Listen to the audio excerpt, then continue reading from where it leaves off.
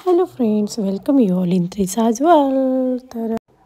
तर काल होती महाशिवरात्री आणि आज मी ब्लॉग पोस्ट करत आहे. सो बिलेटेड हॅपी महाशिवरात्री सर्वांना. आणि तर मी सध्या मम्मीकडे आली आहे आणि हे जे मंदिर आहे ते माझ्या माहेरकडचं लाईक फेमस मंदिर आहे हरिश्चंद्र महादेवाचं.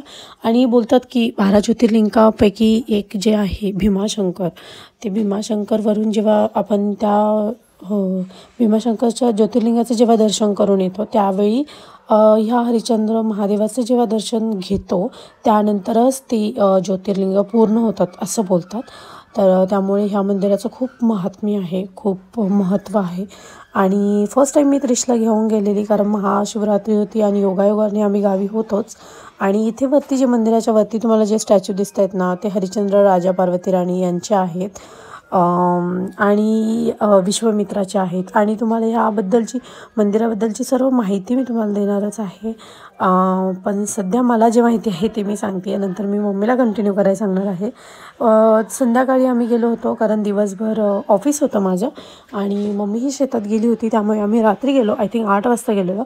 तरी तुम्ही पाहू शकता की मंदिरात किती सारी गर्दी होती. आणि हे जे इथे काळं दिसते ना, अंधारात प्रॉपर दिसत नाही आहे, पण ही नदी आहे आणि ही दरवर्षी श्रावण महिन्यामध्ये ह्या नदीला पूर येतो. आणि तो पूर आल्यानंतर तो पूर पूर्ण मंदिराच्या गाभाऱ्यामध्ये येतो, म्हणजे जिथं हे पिंड वगैरे आहे तिथपर्यंत येतो. तो पूर्ण गाभारा पाण्याने हे सगळं खालचं फुल होऊन जातं.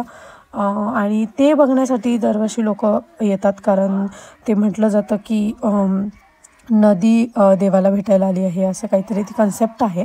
आणि ते बघायला सगळ्यांनाच खूप आवडतं, कारण एवढे मोठी बनत आहे आणि खूप छोटीशी नदी आहे ती. नदी जाते साईडने आणि माहीत नाही तो पूर कसा येतो, ते कसं भरलं जातं. आणि हे पूर्ण त्या गाभाऱ्यामध्ये अर्धं मंदिर लिटरली पाण्याखाली जातं आणि ते बघण्यासाठी लोक खूप लांबून लांबून येतात आणि छान दृश्य असतं. आणि ही जी पिंड तुम्हाला दिसते, हे पूर्ण हे मेन गाभारा आहे, मेन पिंड आहे ही. तर हे पूर्ण पाण्याखाली गेलेलं असतं. आणि त्रिश बघा, माझा हिरो, पहिल्यांदाच त्याला मी नेलं आहे आणि मलाही माहीत नव्हतं याला सगळं हे बाप्पा वगैरे माहिती आहे, कारण मोस्टली मी सत्संगला जाते, त्यामुळे मंदिरामध्ये व्हिजिट जास्त काही होत नाही. आणि मी शॉक झाली की याला सगळं माहिती आहे. मंदिरामध्ये गेला आहे, मस्त पाया पडतो आहे बाप्पाच्या वगैरे, मस्त त्यांना प्रदक्षिणा वगैरे घालतो आहे. छान होतं. आणि हे मला कन्सेप्ट छान वाटलं. हे मम्मीचं माहीत नाही काय आहे, मम्मीला विचारते मी. हे मागे मंदिराच्या मागच्या साईडला हे असं दर्शन घेतलं जातं बोलते लेडीजने.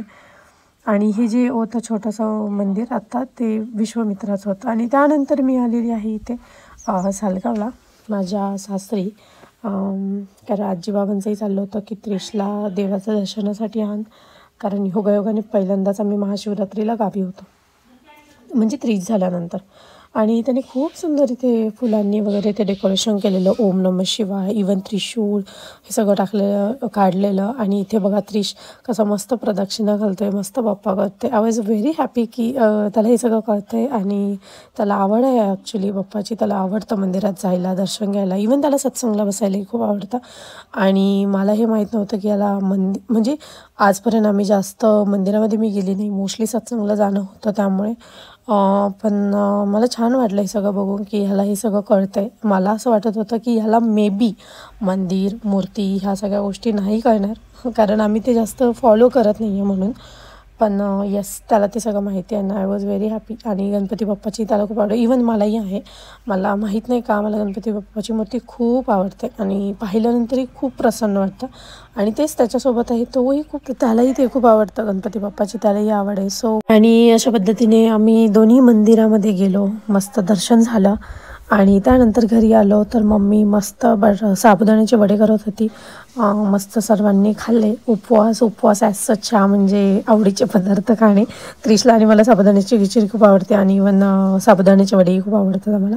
सो आम्ही ते खाल्ले. मम्मीच्या हातचे मस्त एकदम क्रिस्पी झाले होते.